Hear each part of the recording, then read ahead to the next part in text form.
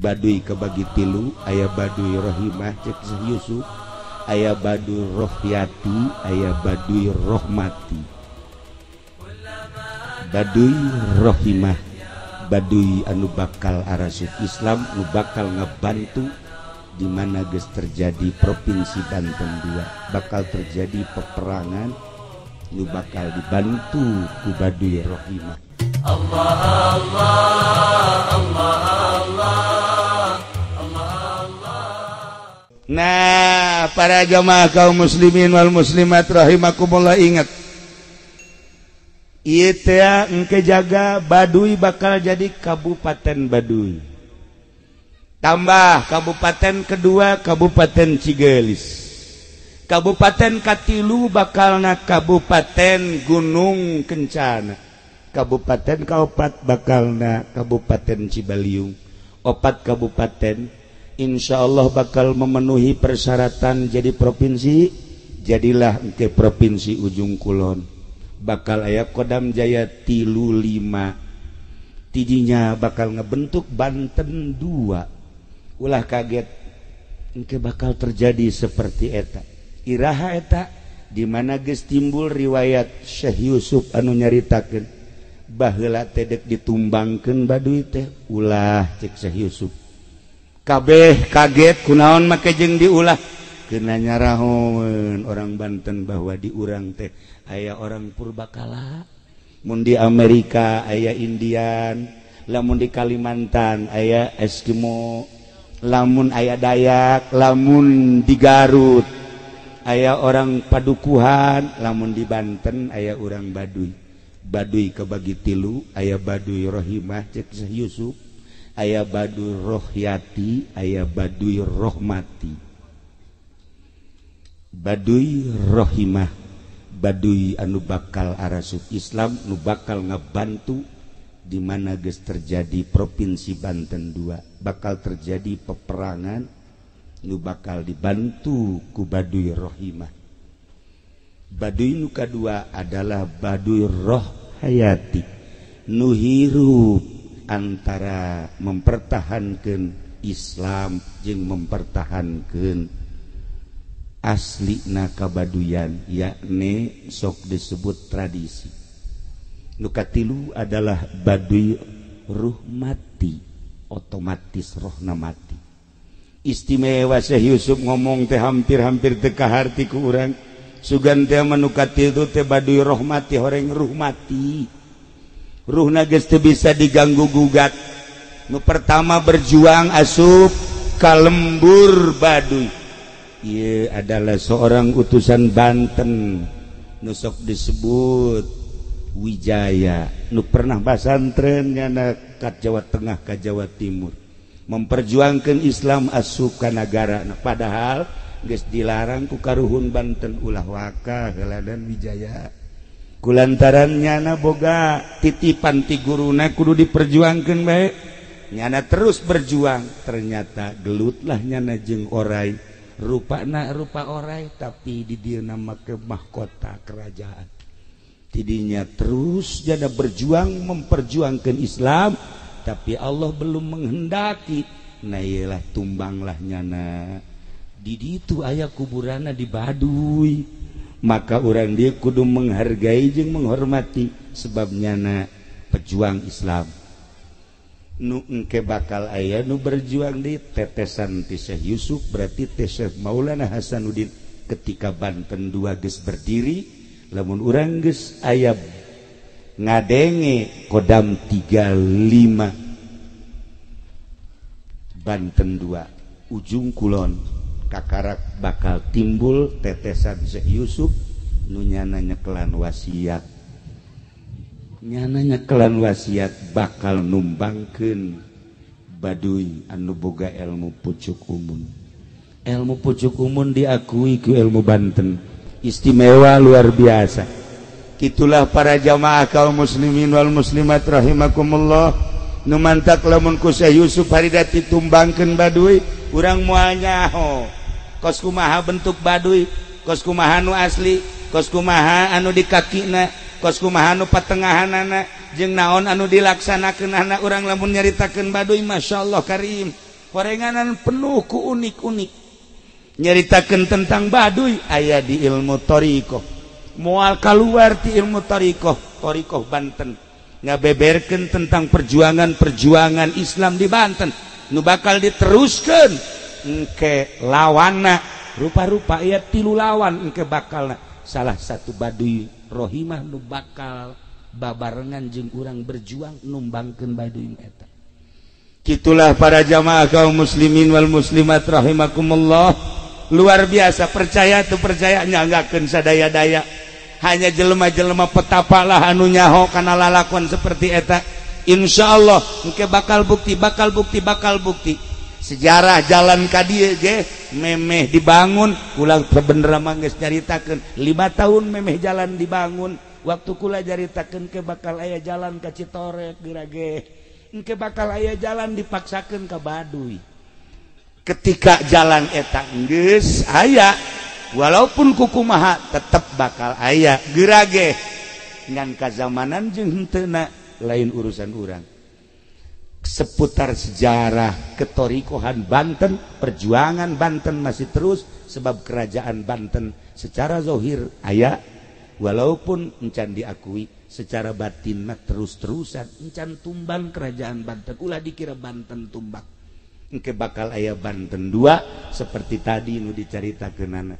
Urang lamun nyaritakeun kos kitu sakumaha kolot-kolot urang baheula nyarita. Lamun kolot urang nyarita ke anu kupas amat. Itulah para jamaah ulah sieun nu penting mah rawat bae diri urang, rawat bae keyakinan urang eta mah hanya lalakon nu boga lalakon. Sebab aya kesultanan di mana aya kesultanan aya raja, berarti raja teh memperjuangkeun syariat Islam. Atuh meureun kudu aya lawan. Di mana endek berjuang namun lawan mah atuh jak kiai ge unggal poe teh ieu teh sabenerna mah berjuang terus-terusan we ieu teh berjuang ngabogaan lawan unggal poe kula ngalawanan sieu be kabet sabenerna. Aduh luar biasa. Teu daek eleh-eleh sial jasanya nama. Teu daek eleh-eleh jeung teu daek bener-bener. Teu daek batur mah narurutnya naman teu dibabawe ka deulina doang padama. Eta kos kitu nya. Ieu mah jaka deulina tadi ge pajar nang mawa kula di Tangerang lain. Kula keur berangkat ti leuweung aya keluar. Nah, cek urang minta mah bangunna urang leuweung ajak ka dia ke mobil urang. Atuh di mobil ge teu biasa ngomongnya mah ngan bareng asup ka Citorek aju jadi kasurupan nya mah. Ieu mah sebenarnya urang leuweung nya mah. Itulah para jamaah kaum muslimin wal muslimat rahimakumullah.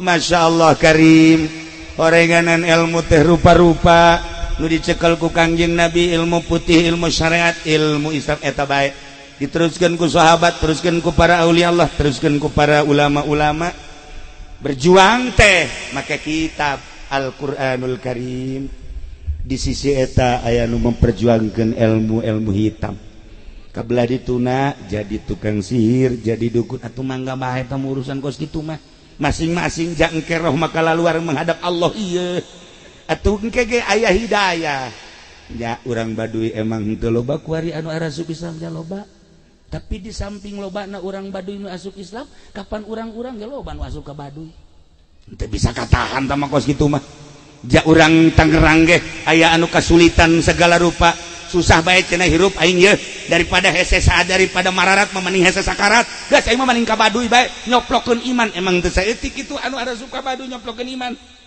cak itu geus ngadengekeun Al-Qur'an ngadengekeun hadis ngadengekeun pangajian tetapi dicoplokeun hidayah endahan nyokot ilmu ti ditu tapi urang Baduy jarang ngadengekeun uraian Al-Qur'anul Karim jarang kapanggih jeung kiai tetapi aya nu pernah ngimpi kapanggih jeung kula ngimpi cenah kapanggih jeung sosok waliullah kabelah dia ngimpi kapanggih jeung Kangjeng Nabi akhirna nyana asup Islam hidayah mah mahal urusanana Gusti Allah innaka latahdi man ahbabta walakinnallaha yahdi may yasha teu bisa dicekelan ku kiai da Kangjeng Nabi jadi boga hidayah nu boga hidayah mah Gusti Allah subhanahu wa ta'ala. Nah urang pula mah lamun inget ka ilmu-ilmu kos kitu aya tah jelema ye nu katipu juga tipe ilmu atuh aya nu borangan geus sarua katipu bae nu borangan nih katipu loba katipu nu borangan aya jelema diondang kanu hajatan hajatanana angkatan laut nyana di imah teh teleponan jeung babaturanana maka setelanana naon si urang kondangan batik cenah oke geus nyana make batik ngan di benak hatina lantaran angkatan laut makan make serba putih mawanya na setelan putih-putih nu dipake di imah make batik jelema borangan makan hese akhirna mawa make batik nyana naik beca kan kulantaran hujan ngaririncik jadi batik da teh memeh ka beca teh kahujanan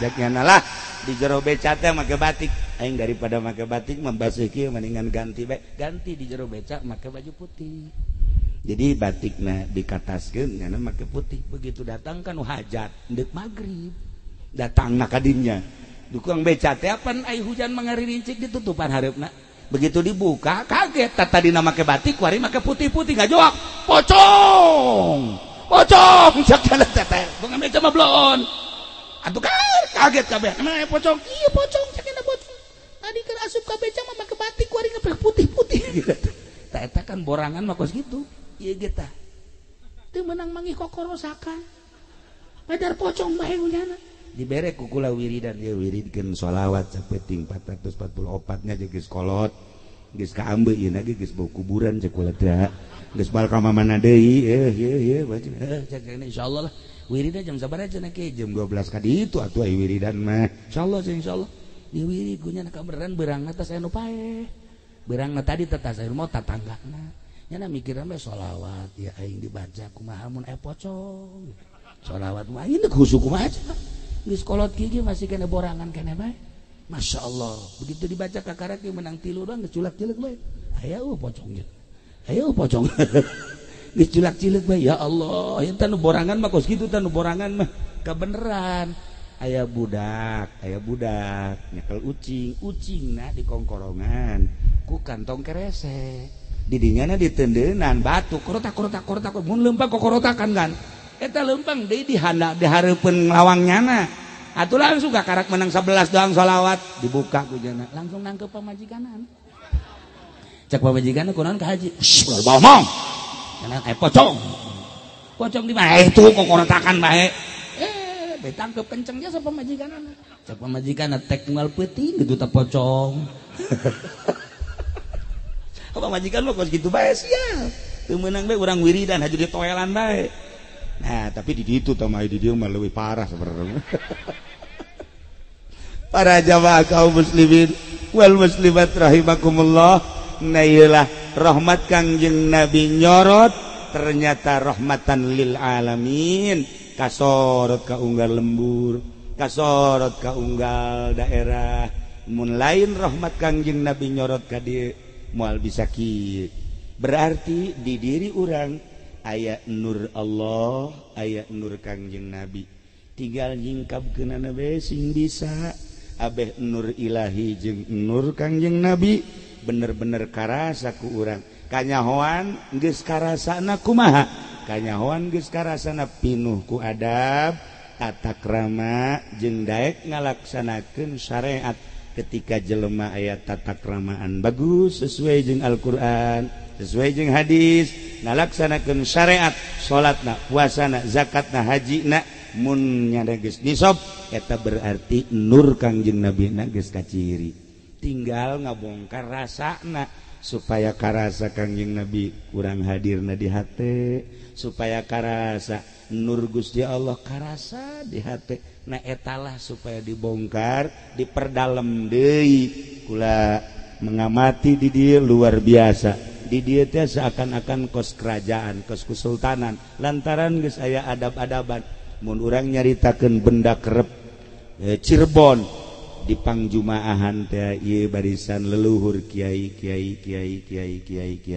barisan kedua ustad barisan katilu ieu adalah kitu bagian anak-anak barisan kaopat masyarakat tokoh barisan kalima dan selanjutnya ketika Kiai encan hadir nuaniin ilah Cirebon Kesultanan Cirebon benda kerep Kiai Soleh Mbah Soleh Kiai Muslim Kiai Kaokab Kiai Zaini nu Bapak kolot kula masantren di ditu nyaho sejarah benda kerep nyaho deui ku ari lalakon di dieu ieu teh adab kesultanan adab kerajaan tata krama seperti eta luar biasa berarti aya meureun kesamaan antara Kesultanan Cirebon jeung Kesultanan Banten diterapkeun di dieu malah di Bantenna nu eueuh ku hari malah di Bantenna sepi urang asup ka Banten aya adab teu aya urang asup ka masjid aya adab teu aya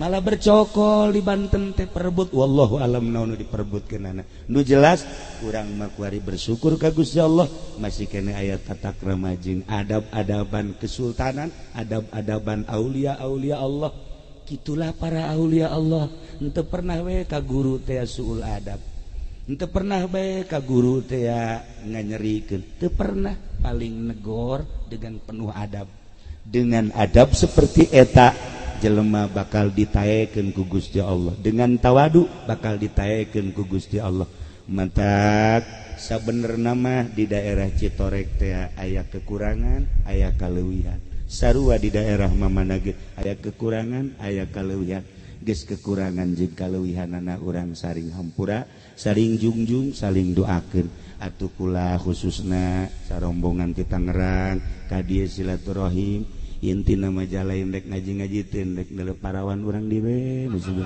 sugan aya padahal mah pamajikan gue lagi milu sebenarnya mah ngan ieu mah nanyakeun parawan ge lain jangkul ajang ieu we nu kararieu ye atuh sia mah modekeun urang dieu ge sanu daekeun cing wis kitu amat cing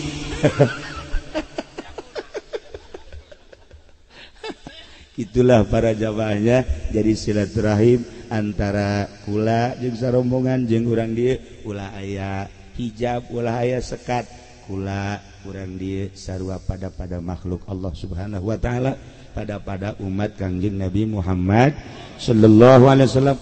Allah